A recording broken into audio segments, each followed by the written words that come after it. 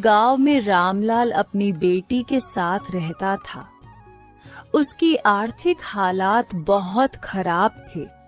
वो बहुत गरीबी में जीवन व्यतीत कर रहे थे। उसके घर जमींदार घनश्याम आता है। ए रामलाल, बाहर निकल। तुझे कर्ज दिए हुए सालों बीत गए हैं।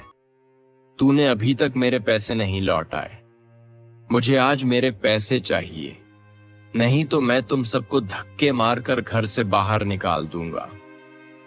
आज मैं तुम्हारी एक नहीं सुनूंगा। दया कीजिए सरकार, कल मेरा बेटा शहर से लौटने वाला है। मेरा बेटा आते ही मैं सबसे पहले उसे आपके पास भेज दूंगा और आपके सारे पैसे लौटा दूंगा। सिर्फ 2 दिन रुक जाइए। कितने सालों तक आपने इंतजार किया है, सिर्फ 2 दिन की मोहलत और दे दीजिए। बस, अब बहुत हो चुका।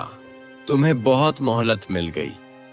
हर बार तुम यही बोलते हो कि तुम्हारा बेटा आने वाला है। सालों बीत गए लेकिन तुम्हारे बेटे ने गांव में कदम तक नहीं रखा। लगता है तुम मेरे पैसे लौटाना ही नहीं चाहते और ना ही तुम्हारा कोई बेटा आने वाला है। मैं अब कुछ नहीं सुनूंगा। मुझे मेरे पैसे अभी चाहिए, नहीं तो इस घर से बाहर निकलो। नहीं सरकार, दया कीजिए। अगर 2 दिन में आपके पैसे नहीं मिले तो हम खुद यह घर छोड़ देंगे, लेकिन 2 दिन रुक जाइए। अच्छा ठीक है, मैं तुम्हें आखिरी 2 दिन की मोहलत देता हूं।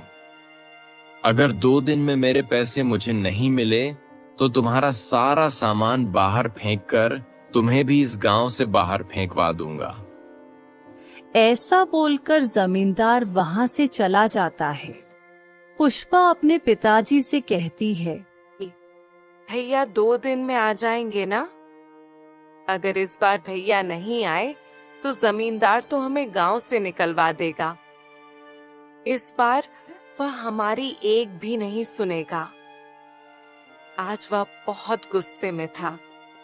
आपने देखा नहीं, वह तो आज ही हमें निकाल देता। तुम फिक्र मत करो बेटी, अमर ने कहा है वो आता ही होगा और उसने पैसों का इंतजाम भी कर लिया है। वह आते ही मैं जमींदार के सारे पैसे लौटा दूंगा। फिर फिक्र करने की कोई बात नहीं। 2 दिन बीत जाते हैं। 2 दिन के बाद रामलाल के घर एक आदमी आकर बोलता है, अरे रामलाल, गजब हो गया। जिस कारखाने में तुम्हारा बेटा काम करता था उस कारखाने में बहुत भीषण आग लगी थी, जिसमें उस कारखाने में काम करने वाले जितने भी लोग थे सारे के सारे बहुत बुरी तरह से जल गए और खबर मिली है कि उसमें से कोई नहीं बचा और इस कारखाने में तुम्हारा बेटा भी काम करता। ये सुनकर रामलाल के ऊपर दुखों का पहाड़ टूट पड़ता है। 2 दिन बाद उनके गांव में एक आदमी सूटकेस लेकर आता है। अरे भाई साहब, जरा सुनिए तो, ये रामलाल का घर कहाँ है? क्या आप मुझे बता सकते हैं? तुम कौन हो और कहां से आए हो? इस गांव के तो नहीं दिखते। आप तो भी जानते ही होंगे कि रामलाल के बेटे की कारखाने में आग लगने की वजह से मृत्यु हो गई थी। बेचारा दूसरे दिन गांव आने ही वाला था। उसने इतने सालों तक बहुत मेहनत करके बहुत सारा धन जमा कर लिया था। वह सब लेकर घर आने वाला था। उससे पहले यह दुर्घटना हो गई और कारखाने के मालिक ने उनके परिवार वालों के लिए भी पैसे दिए हैं। मैं उसके वही पैसे उसके पिताजी रामलाल जी को देने आया हूँ। ये सुनकर जमींदार के मन में लालच जाग जाता है। और वह सोचता है, क्यों ना मैं इसे बोल दूं कि मैं ही रामलाल हूं और इससे पैसे ले लूं। वैसे भी रामलाल ने मुझे कर्जा लिया है, वह खुद तो मुझे चुकाने से रहा। मैं इसी से ही पैसे ले लेता हूं, जिससे मुझे कर्ज का पैसा भी मिल जाएगा और मेरा काम भी बन जाएगा। इसके लिए मुझे इसे यहीं से भगा देना होगा, ये रामलाल तक पहुंच ही ना पाए। अरे भाई, मैं ही रामलाल हूं और जिसकी बात तुम कर रहे हो वह मेरा ही बेटा था। अच्छा हुआ भाई साहब, आप मुझे यहीं पर मिल गए, वरना मुझे पूरे गांव में कहां कहां भटकना पड़ता। ये लीजिए आपकी अमानत, अब मैं चलता हूं। यह कहकर वह आदमी वहां से चला जाता है और जमींदार वह सूटकेस लेकर अपने घर चला जाता है। और जैसे ही वह सूटकेस खोलकर देखता है, उसमें ढेर सारे पैसे होते हैं। जमींदार यह देखकर बहुत खुश हो जाता।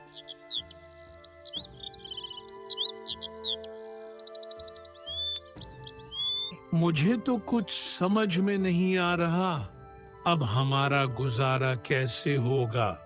हम तो पूरी तरह से अमर के भरोसे पर थे, लेकिन पता नहीं ईश्वर यह कैसी परीक्षा ले रहा है। अमर ही तो हमारा सहारा था, भगवान ने उसे भी हमसे छीन लिया। भगवान इतने कठोर दिल कैसे हो सकते हैं। कभी कभी लगता है कि ईश्वर है ही नहीं।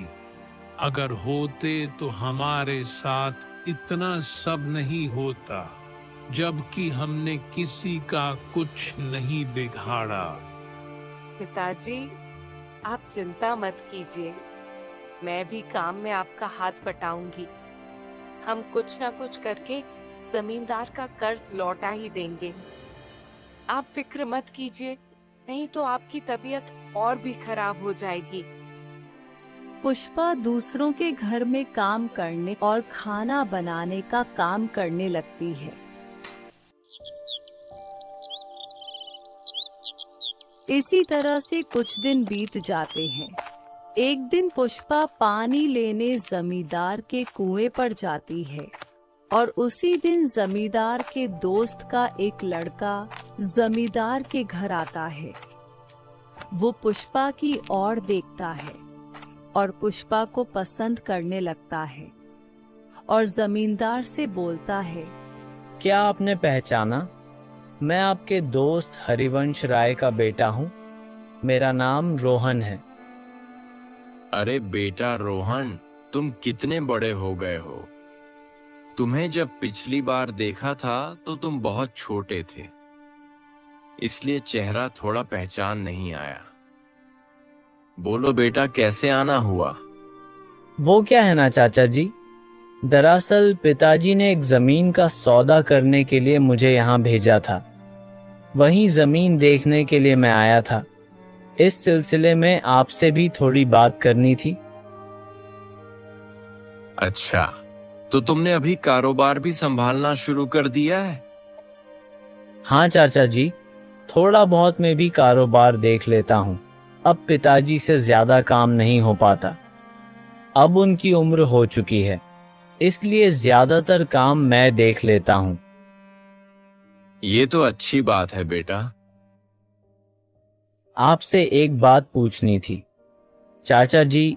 दरअसल में जब आ रहा था तो कुएं पर मैंने एक लड़की को देखा। क्या आप बता सकते हैं कि वह लड़की कौन है? लड़की? कौन सी लड़की? अभी जब मैं आ रहा था तो आपके घर के सामने जो कुआं है, इस कुएं पर मैंने एक लड़की को पानी भरते देखा। क्या बता सकते हैं वो कौन है? रुको रोहन बेटा, तुम चाय पियो, तब तक मैं देख कर आता हूँ। जमींदार बाहर जाकर कुएं की ओर देखता है तो कुएं पर उसे खुद की ही लड़की रानी दिखाई देती है। पुष्पा वहां से जा चुकी होती है। अरे रोहन बेटा, जिस लड़की के बारे में तुम पूछ रहे हो वह मेरी ही बेटी है। अच्छा अच्छा, ठीक है चाचा जी, मुझे लगा, जाने दीजिए, छोड़िए, आप बताइए आप कैसे हैं। रोहन बात को पलट देता है, लेकिन जमींदार को इस बात पर शक हो जाता है। मुझे लगता है रोहन बाबू को मेरी लड़की पसंद आ गई है। यह तो बहुत अच्छी बात है। और मेरी लड़की इतने बड़े खानदान में चली जाएगी तो उसका तो नसीब ही चमक जाएगा।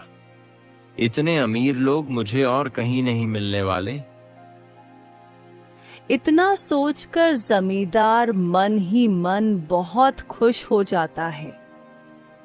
तभी रोहन बोलता है, चलिए चाचा जी, मैं अब निकलता हूं, मुझे देर हो रही है। नहीं नहीं बेटा, 1-2 दिन रुक कर जाओ। जरा गांव की भी शुद्ध हवा में रहो। शहर तो रोज ही रहते हो, हमें भी थोड़ा मौका दो तुम्हारी खातिरदारी करने का। नहीं चाचा जी, इस बार नहीं, अगली बार आऊंगा तो रुकूंगा। इतना कहकर रोहन वहां से चला जाता है। घर जाकर अपने पिताजी से कहता है, पिताजी, मैंने गांव में एक लड़की देखी है और मुझे उसी से शादी करनी है। मुझे वो लड़की बहुत पसंद आई। अरे बेटा, तुम किसी लड़की की बात कर रहे हो? पिताजी, वह आपके गांव के दोस्त है ना, जिनके यहाँ आपने मुझे आज भेजा था? उन्हीं की लड़की से मुझे शादी करनी है।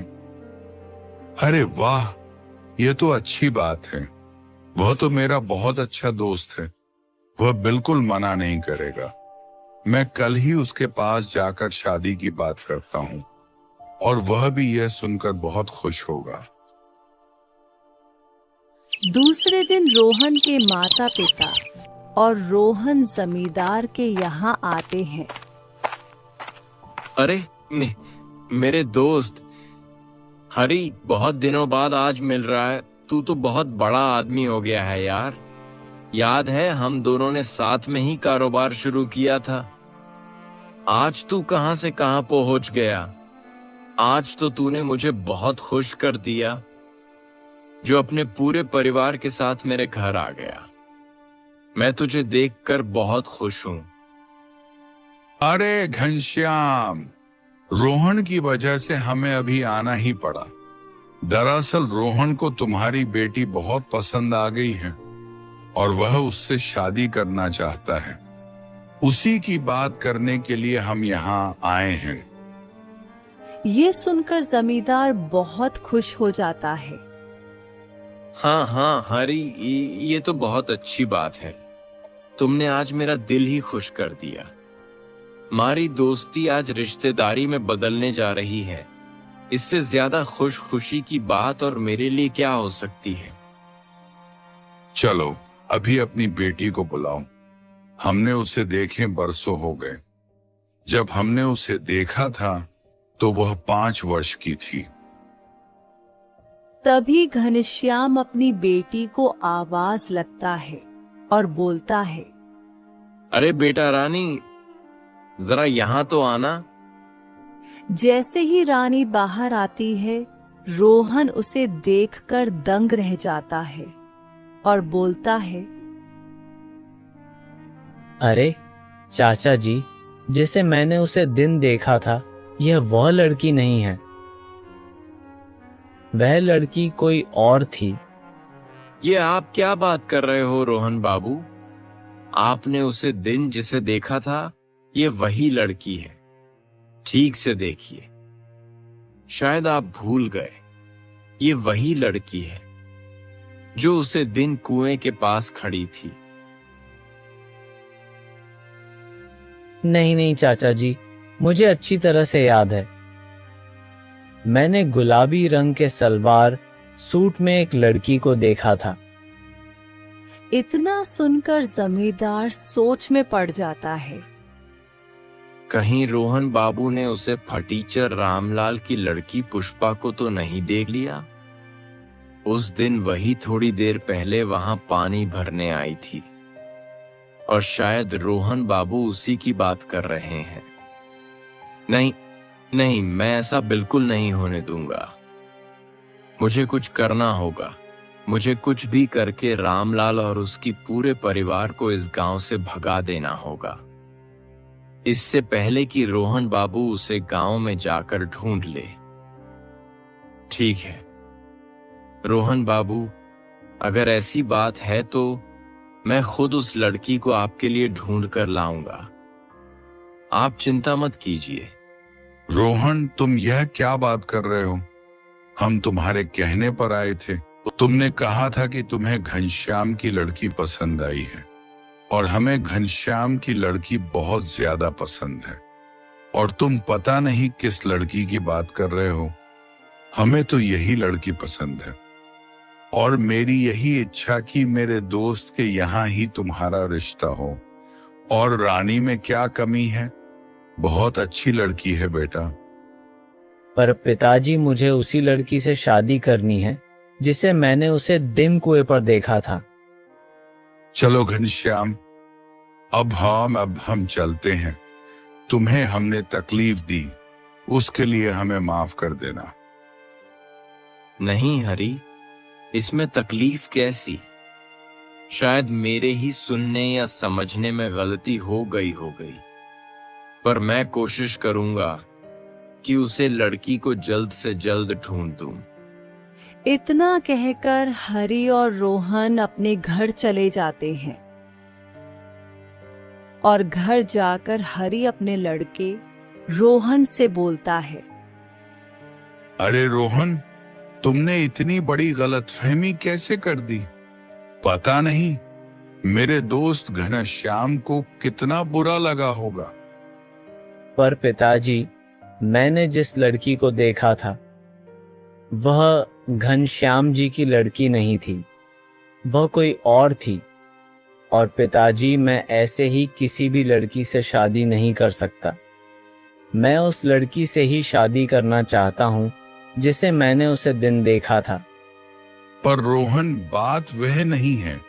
बात ये हो रही है कि मेरे दोस्त का तुमने अपमान किया है और तुम कहाँ किसी लड़के की बात कर रहे हो। तुम्हें इससे अच्छी लड़की और कहीं नहीं मिलेगी। तुम्हें इसी से शादी करनी होगी। नहीं पिताजी, मैं रानी से बिल्कुल शादी नहीं करूंगा। पर तुम जिस लड़की की बात कर रहे हो उसका कोई अता पता नहीं है। कहाँ ढूंढोगे तुम उसे? पिताजी, मैं कुछ भी करके उसे ढूंढ लूंगा। ठीक है, अगर तुम्हारी यही मर्जी है तो मैं तुम्हें 7 दिन देता हूं। अगर 7 दिन में तुमने उसे लड़की को ढूंढ लिया तो ठीक, वरना तुम्हें घनश्याम की लड़की से ही शादी करनी होगी। ठीक है पिताजी, आप जैसा ठीक समझ।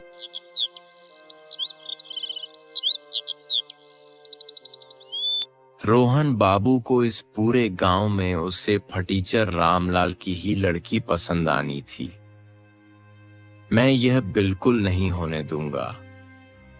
कहां वह भिखारी की लड़की और कहां मेरी बेटी। उन्होंने उसे भिखारी लड़की के लिए मेरी लड़की को ठुकरा दिया। यह मैं कभी नहीं होने दूंगा। मेरी बेटी की जगह वह पुष्पा कभी नहीं ले पाएगी। मैं ऐसा होने नहीं दूंगा। इससे पहले रोहन बाबू दोबारा यहाँ आए, उससे पहले मैं रामलाल को धक्के मार के इस गांव से बाहर निकाल दूंगा। फिर मजबूरन उन्हें मेरी बेटी से ही शादी करनी पड़ेगी। हाँ, यही ठीक रहेगा। अरे मैं तो भूल ही गया, रामलाल को तो पता ही नहीं है कि उसके बेटे के जो पैसे शहर से एक आदमी लेकर आया था वह मैंने ले लिए हैं। मैं इस बात का फायदा उठा सकता हूं। मैं कल ही जाकर उसे लिया हुआ पूरा कर्जा लौटाने को कहता हूं। इससे लोगों को भी शक नहीं होगा और मैं उसे कर्ज न लौटने की वजह से गांव से भगा दूंगा। उसका पूरा घर हड़प लूंगा और उसे गांव से बाहर निकाल दूंगा।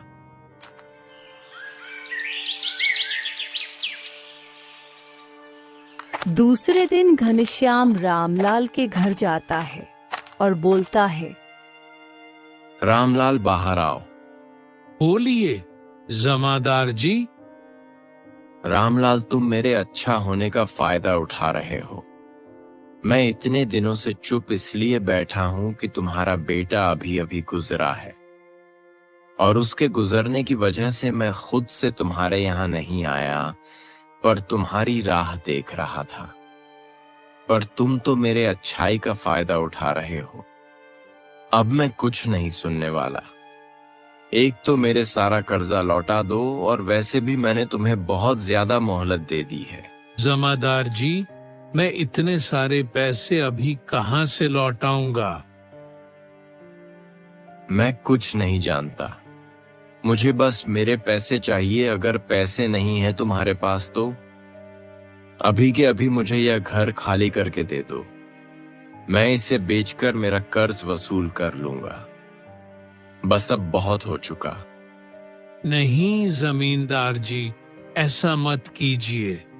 मैं रास्ते पर आ जाऊंगा। मैं इतने दिन से तुम पर तरस खाकर तुम्हें कुछ नहीं कह रहा हूं। इसका मतलब यह नहीं है कि तुम मेरे सिर पर बैठ जाओ। अब मैं कुछ नहीं सुनना चाहता। बस तुम यह घर खाली कर दो और यहाँ से चले जाओ, नहीं तो मैं मेरे लोगों को कहकर तुम्हें घर से धक्के मारकर बाहर निकलवा दूं। चलिए पिताजी, अब हम खुद को झूठी तसल्ली नहीं दे सकते। हम यूं लकड़ियां बेचकर और दूसरों के घर काम करके जमींदार के पैसे नहीं लौट पाएंगे। हमें यह घर छोड़कर जाना ही पड़ेगा। इतना कहकर पुष्पा अपने पिताजी को लेकर घर से बाहर चली जाती है और दूर जंगल में जाकर एक छोटी सी झोपड़ी बनाकर उसमें रहने लगते हैं। और इसी के चलते पुष्पा के पिता की तबीयत खराब हो जाती है, और इसी वजह से अपने पिताजी का लकड़ी बेचने का काम पुष्पा संभाल लेती है और किसी तरह से घर चलाने लगती है।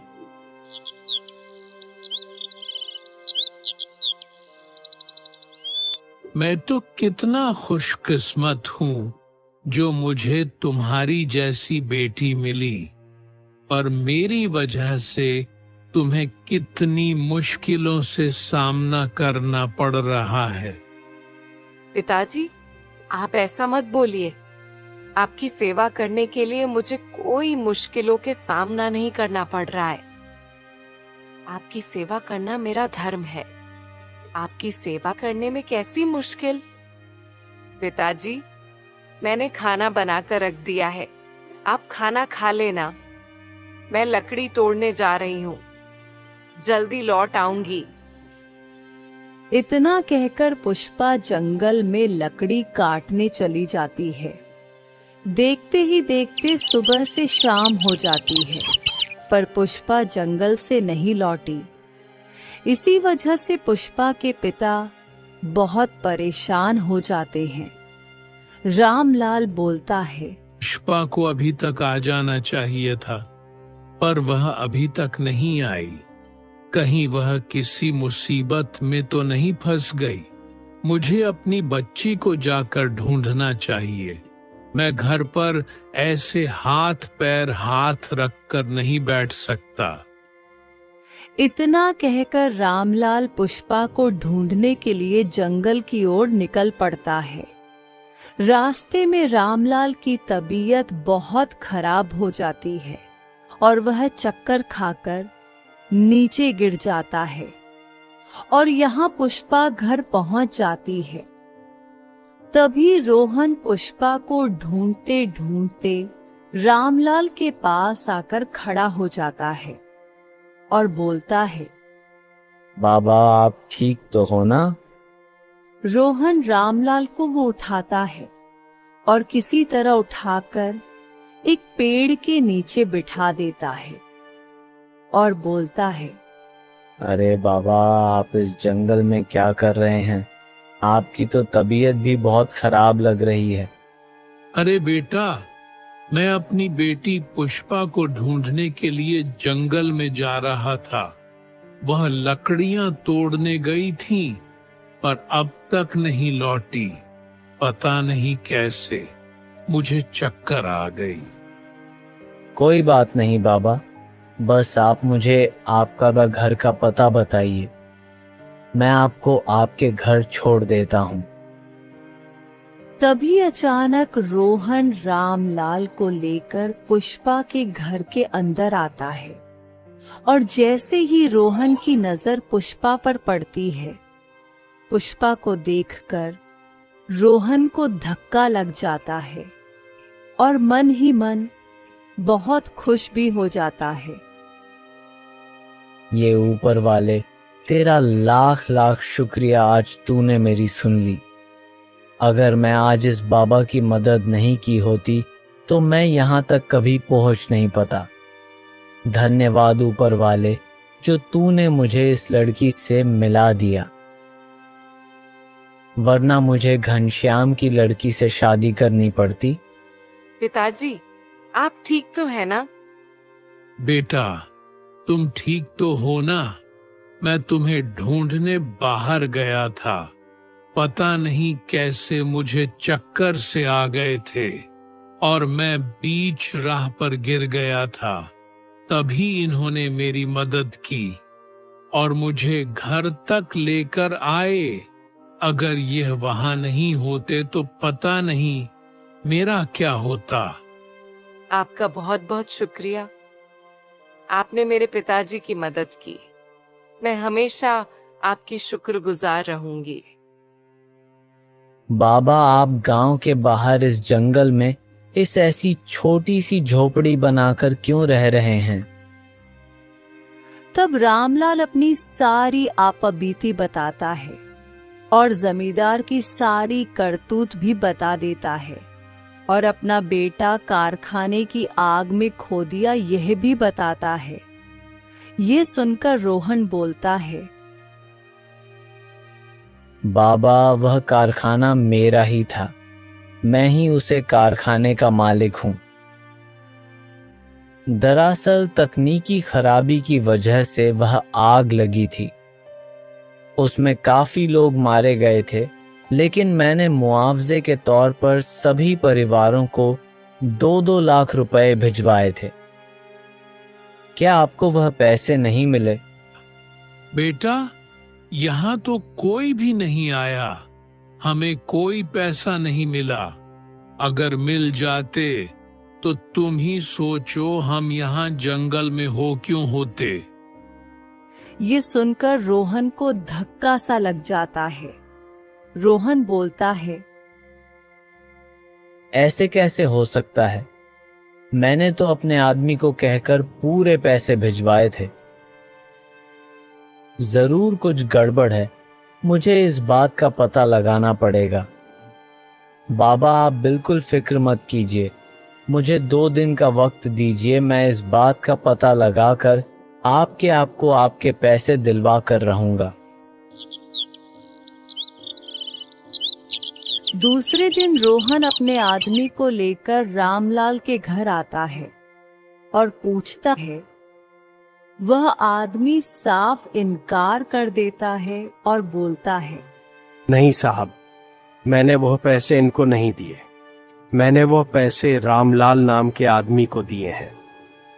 उसने ही कहा था कि उसका नाम रामलाल है, और मैंने वह सूटकेस उनके पास दे दिया था और वहां से चला गया।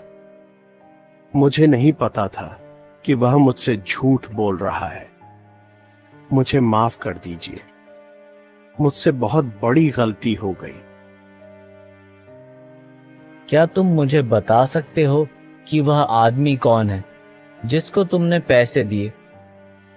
हाँ साहब, मैं अगर उसे देख लूं तो मैं उसको पहचान जाऊंगा। मैं तुम्हें 2 घंटे का वक्त देता हूं। पूरे गांव में पता करो कि वह पैसे तुमने किस दिए, और मुझे जल्द से जल्द वह इंसान चाहिए जिसके तुमने वह पैसे दिए।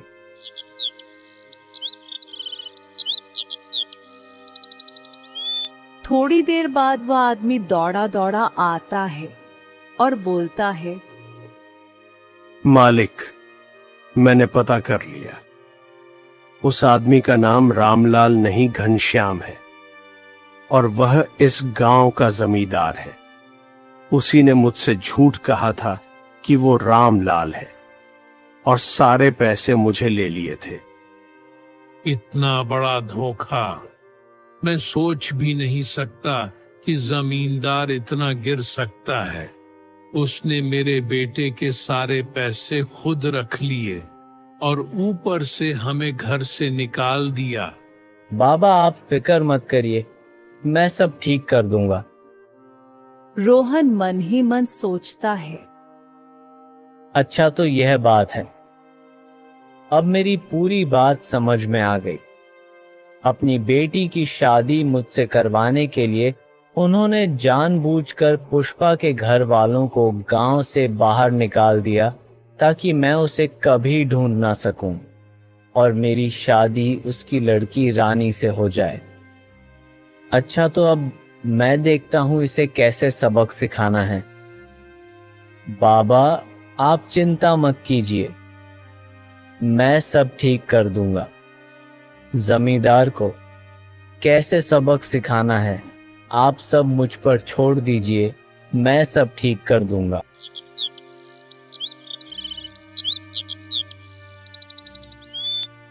फिर रोहन अपने आदमी को लेकर जमींदार के घर जाता है। जैसे ही जमींदार उसे आदमी को देखता है, हक्का बक्का रह जाता है। तभी वह आदमी बोलता है, साहब, यही है जिसने मुझे कहा था कि ये रामलाल है। मैंने इसी को पैसे दिए थे। ये सुन जमींदार के पसीने छूट जाते हैं। वह रोहन के सामने बहुत शर्मिंदा हो जाता है। चाचा जी, यह सब आपने किया है? मुझे तो यकीन नहीं होता आपने एक गरीब आदमी के हक का पैसा उससे छीन लिया। आपको पता है अमर के पिताजी को कितनी तकलीफ झेलनी पड़ रही है। और इतना ही नहीं, आपने उनसे पैसे लेकर भी उन्हें इस गांव से बाहर निकाल दिया। आपने तो इससे सारे पैसे ले लिए थे। फिर आपने ऐसा क्यों किया, जवाब दीजिए। रोहन बेटा, मुझे माफ कर दो। मुझसे गलती हो गई। मैं पैसों के लालच में आ गया था और अपनी बेटी के मोह में अंधा हो गया था, इसलिए मैंने ऐसा किया। जब तुमने उस लड़की के बारे में बताया तभी मैं पहचान गया था कि वह लड़की कोई और नहीं, पुष्पा ही थी।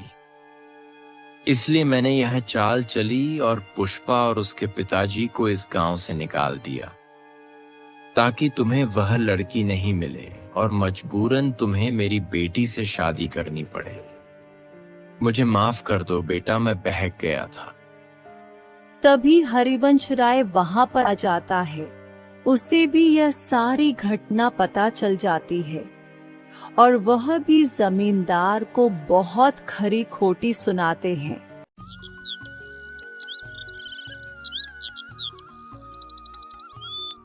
और फिर रोहन और उसके पिताजी पुष्पा के घर जाते हैं और सारे पैसे उसके पिताजी को देते हैं और उसके पिताजी से पुष्पा का हाथ भी मांगते हैं।